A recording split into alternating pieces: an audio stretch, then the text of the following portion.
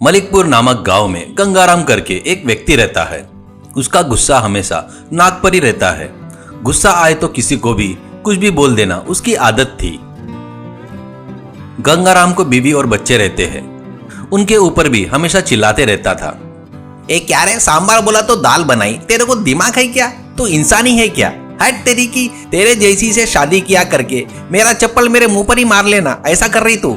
लड़का, पिताजी आप ही ने तो बोला था दाल बनाओ करके, भूल गए क्या आप? कहती है तो बच्ची, पिताजी इतना गुस्सा क्यों आ रहा है? ये ठीक नहीं है पिताजी। ऐसा कहती है। गंगाराम, तुम दोनों किसी काम के नहीं हो, बुद्धू हो। मार्क्स तो लाना होता नहीं, लेकिन मुझे सलाह दे रहे हो क्या?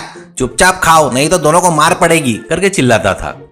गंगाराम एक गाड़ी पर बकेट में Chinese noodles, Manchurian, rice, momos बनाकर बेचता था।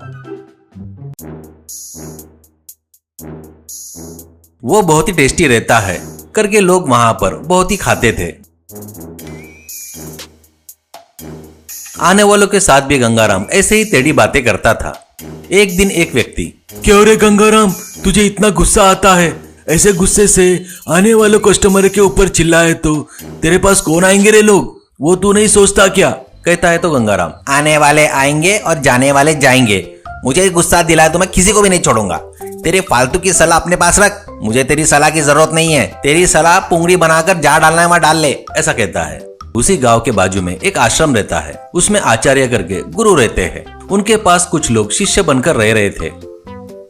रोज सुबह उनके शिष्य घर घर जाकर घर के आगे चुपचाप खड़े रहते हैं। कुछ लोग उनको चावल, दाल, दाना ऐसे देते थे और कुछ लोग फल देते थे। कुछ लोग कुछ नहीं करके बोलते तो वो चुपचाप बाजू वाले के घर के सामने चले जाते थे, पर कुछ भी नहीं बोलते थे। आचार्य हर गुरुवार को मंदिर में गांव के लोगों को हितोपदेश देते थे।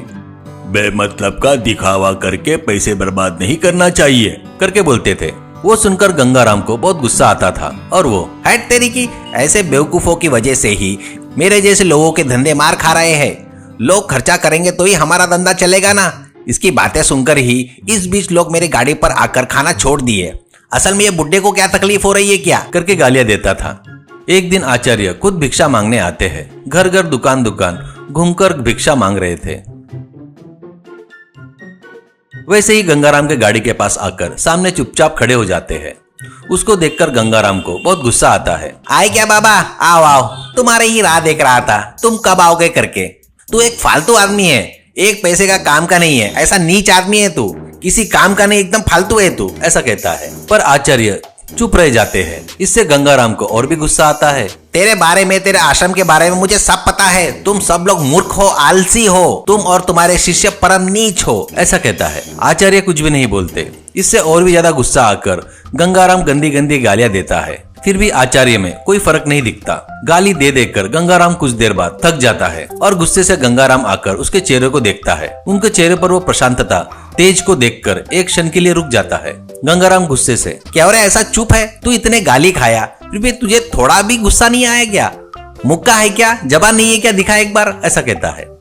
आचार्य कुछ भी बातें नहीं करते हुए एक फल निकालकर देकर, बेटा इस फल को मैं तेरे को दूंगा, समझ, तू लेने के लिए मना किया तो वो कहाँ जाएगा, ऐसा कहता है। गंगाराम, अरे यार, ये पागल जैसे सवाल मत करो, कहाँ जाएगा? तेरे पास ही रहेगा, ये भी पता नहीं क्या तुमको? ऐसा कहता है। आचार्य, ठीक है बेटा, अच्छा है।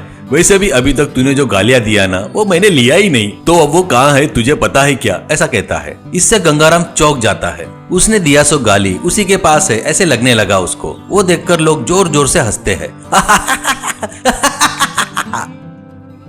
इससे गंगाराम को शर्मिंदगी महसूस होती है। उसने कौन सी गलती किया उसे पता चल जाता है। आचार्य, बेटा बंदूक से निकली गोली, मुंह से निकली बोली कभी वापस नहीं आती, इसलिए अपने मुंह को कंट्रोल में रखना चाहिए। गुस्सा एक बीमारी है, वो रही तो तुझे नुकसान ही है, लेकिन कोई फायदा नहीं होगा। मुंह मीठा तो गाँव मीठा करके अपने पूर्वजों ने बहुत पहले ही बताया है, इसलिए तू अपने गुस्से को कंट्रोल में रख, वो तेरे लिए अच्छा है, करके बताकर चले गए। उस दिन से गंगाराम में बहुत बदलाव हुआ। वो गुस्सा कम करके सबसे अच्छे से रहना आदत बना लेता है। उसमें हुए बदलाव को देखकर घर वाले ही नहीं, गांव वाले सभी लोग खुश होते हैं।